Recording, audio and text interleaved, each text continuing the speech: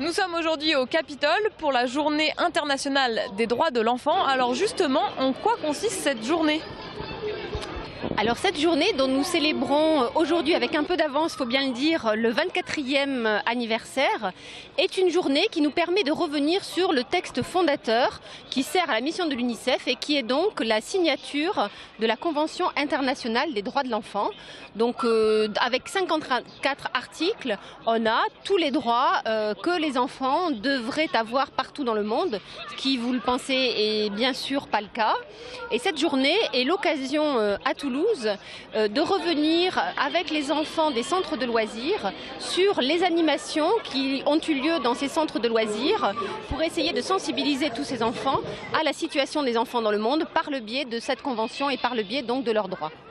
D'accord. Alors justement, quelle relation entretiennent l'UNICEF et puis l'enfant avec la ville de Toulouse ? Alors la ville de Toulouse est une ville amie des enfants. C'est-à-dire que la mairie s'est engagée à donner une place aux enfants et à faire de la politique en faveur de l'enfance, qu'elle soit au niveau de l'éducation, des loisirs, de l'accès à la culture et le droit à la parole, un de ces axes de sa politique. Par exemple, on a le Conseil des enfants. C'est très important de dire que les enfants ont une parole aussi et s'appuyer sur des textes comme la Convention des droits de l'enfant est très important pour jouer tout le rôle éducateur sur comment on prend place dans la société avec des droits, donc le respect des personnes et le fait de pouvoir aussi avoir une réflexion sur sa place dans la ville. D'accord. Et alors du coup, quel lien entretiennent l'UNICEF avec la ville et notamment en quoi consiste concrètement le réseau Ville Amie des enfants ? Alors, la base, c'est l'engagement des villes aux côtés de l'UNICEF pour faire vivre cette convention à travers des engagements qui sont visibles. Donc chaque année, il y a des rencontres entre l'UNICEF et la ville pour pouvoir faire le point sur ce que la ville a fait et voir en quoi ça correspond aux objectifs de l'UNICEF.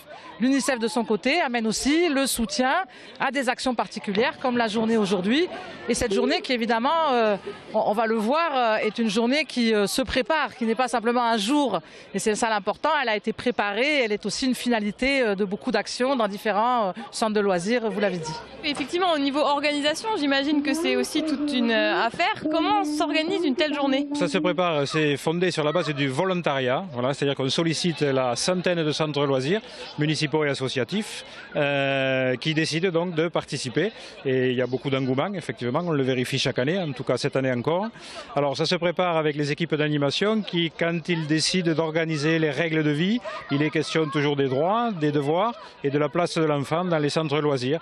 Et la question des droits de l'enfant est au cœur des préoccupations et des règles de vie, d'être acteur de son séjour, de ses loisirs, choisir, décider, organiser, participer, manifester son opinion, dire ce que l'on pense et on voit derrière, enfin sous les chapiteaux, la représentation qu'ont les enfants des droits.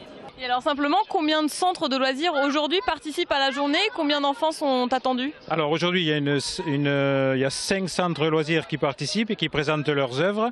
À côté de ça, donc, il y aura une centaine d'enfants qui vont passer dans l'après-midi, voir leurs œuvres, voir les œuvres de leurs camarades. Et ensuite, en tout, on a une dizaine de centres de loisirs donc, qui, cette année, se sont engagés à poursuivre un travail sur la question des droits de l'enfant.